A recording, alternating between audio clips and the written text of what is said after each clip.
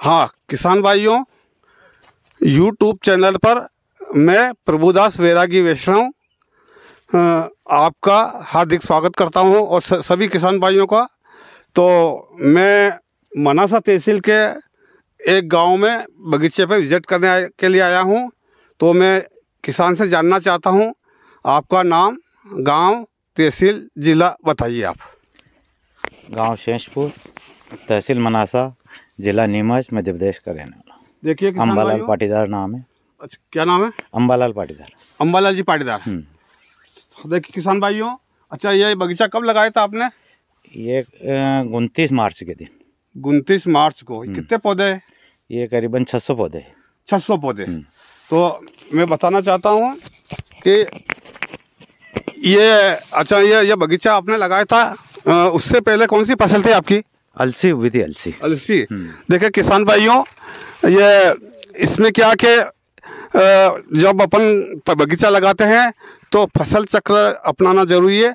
अलसी और ये क्या कि ज़मीन का पोषक तत्व खींचती है, यानी ज़मीन को कमज़ोर कर देती है।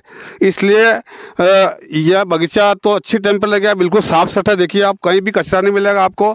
मेहनत भी बहुत अच्छी की, थोड़ा फल में कमी पेशी है पर बाकी अच्छी मेहनत की, बहुत अच्छा फल है। तो इसी प्रकार से मैं बताना चाहता हूँ कि पौधे अगर समय पर लग जाएंगे बहुत अच्छे। ये पौधे कितनी दूरी पर लगे आपके? ये करीब 8-6 के। 8-6 पर। तो मैं ये बताना चाहता हूँ कि ये 8-6 पर है, पर मैं क्योंकि आज और पौधा बिल्कुल स्वच्छ है, बिल्कुल एक भी रोग नहीं मिलेगा आपको, बिल्कुल स्वच्छ है एक भी। फिर भी मैं बताना चाहता हूँ कि अपने कम से कम दूरी चाहिए अपने को 10 फीट और 6 फीट, क्योंकि एक चीज़ कोई नहीं बताएगा कि वायरस ऊपर से आता, नीचे भी जड़ों से भी फैलता है। क्योंकि एक पौधा पे वायरस आ गया, जैसे लिप कर्ल है, येलो मोजेक है, रिंग स्पॉट है, तो एक पौधे का आएगा तो पास की लाइन उसी पौधे के पास में आएगा। क्योंकि पौधा, मच्छर तो सब दूर के पड़ते हैं, तो सबके आना चाहिए ना। जब बगीचे में एक पौधे का है तो फिर वो पास वाला पकड़ेगा, वो पूरी लाइन पकड़ेगा। इसलिए मैं कहना चाहता हूँ कि दूरी बना, जब जैसे 10 feet, 12 feet, 10 feet, 10 feet, 7 feet लगा लो, 6 फीट लगा लो, दूरी रखना है इस प्रकार से। और दूसरे नंबर में जहाँ अलसी लगे तो उसमें देसी खाद तो डाला था आपने? बहुत कम डाला था। पूरे फ्लैट में डाला था? नहीं, सिर्फ गोबर को दिया था 1-1 किलो के आसपास। अच्छा, 1-1 किलो खाद है, क्योंकि नाम का तो मैं बताना चाहता हूँ कि खाद भी कम मिला और ये अलसी खेत था। इसकी जगह देखिए मैं बताना हूँ, अपन किसान है तो जैसे धनिया, प्याज, ये क्या कि ये ज़मीन को मजबूत करती है, पनवा करती है, तो इसमें खाद नहीं डालो तो कोई बात नहीं। और हमारे वैज्ञानिक बताते हैं जहाँ ज़मीन कमज़ोर है तो उसको उपजाऊ करने के लिए यदि खाद नहीं मिलता है तो ढेंचा लगाओ, सनई लगाओ और हरी खाद लगा दो, तो है ना। तो इससे क्या कि अपना कोई भी फसल लगाएंगे तो अच्छा उत्पादन होगा। और दूसरे में क्या, अब आज तारीख 10/12/2023 है ना। तो मैं बताना चाहता हूँ कि जैसे आज बहुत से किसान कहते हैं कि यार शीत पाला पड़ता तो जल जाते हैं। तो एक चीज़ मैं बताना चाहता हूँ, जल्दी लगाने में यही फ़ायदा अपने को, फरवरी एंड या मार्च का प्रथम सप्ताह, तो इसमें अपन अपनी हार्वेस्टिंग सितंबर एंड से या 15 सितंबर को चल जाएगी। तो सितंबर, अक्टूबर, और पाला कब पड़ता है?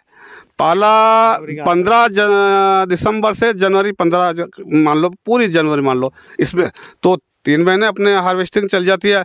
उसमें अपने को पूरा अच्छा भाव भी अपने को 3 गुना मिलता है। और दूसरे में जैसे पाले के बचाने के लिए मैं एक उपाय बताना चाहता हूँ कि ये चीज़ कोई नहीं बताएगा। जैसे अपने को ये चीज़ अपने को पहले से करना पड़ेगी। जब हम अपना बगीचा लगा रहे हैं तो जो भी अपने शुक्ला है, गेहूं का भूसा है, चावल का है, सोयाबीन का जो है, ये एक ट्राली भर के रख लो वहाँ पे। और दूसरे नंबर में जैसे ये उत्तर दिशा में, क्योंकि हवा इधर से चलती, ठंड हवा तो इससे चलती, तो 20-20 फीट पर अपनी मेड़, पपीते से वो मेड़ लगी है ना, उसी मेड़ पर 20-20 फीट पर 1-1 बोरी रख दो।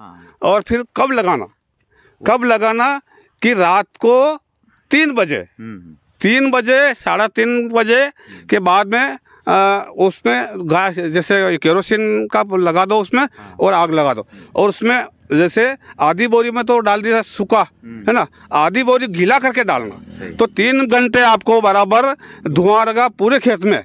तो इस प्रकार से 1 बीघा में 20 धुनिया लगाना अपने को। और बहुत से किसान बोलते हैं कि हमने तो धुआं भी किया और सुबह देखा तो बर्फ जम गया, तो आपने धुआं कब किया था, है ना। हमारे वैज्ञानिक इस प्रकार से बताते हैं, बस 4 बजे 3 बजे 3:30 बजे के बाद में धुआं कर दो, पूरे बगीचे के अंदर गर्म धुआं रहेगा, एक भी पोसा नहीं है। ये मेरी गारंटी, मैंने इसमें बहुत प्रयोग किया है, और मैं तो 38 साल से एक पपीते की खेती कर रहा हूँ, बहुत कुछ सीखा है ना। इस प्रकार से खेती करेंगे।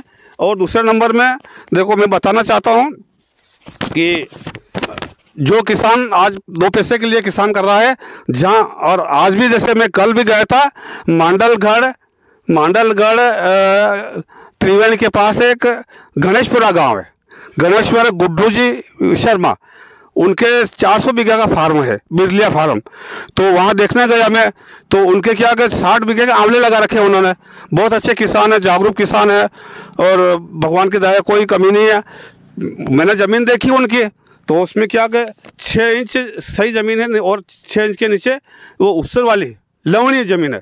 तो मैंने कैंसिल कर दिया, उनको सर आपके यहाँ नहीं लगेगा।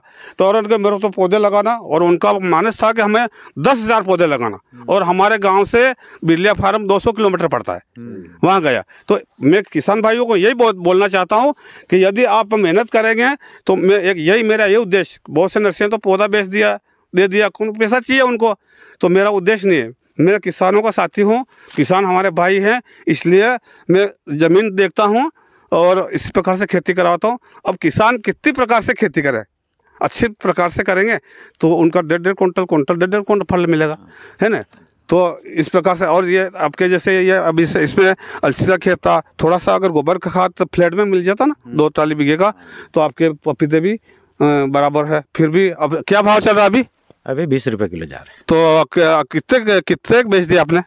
मैंने बेच दिए होंगे करीबन 50-60 हज़ार की बेच दी है। 50-60 हज़ार की बेच दी है ना, क्योंकि बगीचा लेट था, और लेट ही क्योंकि ये अलसी का खेत थोड़ा सा पौधे का जो विकास होता है बहुत धीरे होता है। ये अलसी और तारा मीरा दोनों खेत को, वो बताते हैं ना किसान कि ये खेत को कमज़ोर कर देती।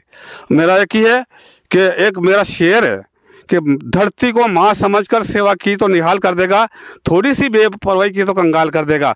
तो ये अपने को करना चाहिए। तो अपन किसान के बेटे हैं तो अच्छी मेहनत करेंगे। तो यही कह के मैं अपना विराम देता हूँ। जय हिंद, जय भारत, जय जवान, जय किसान।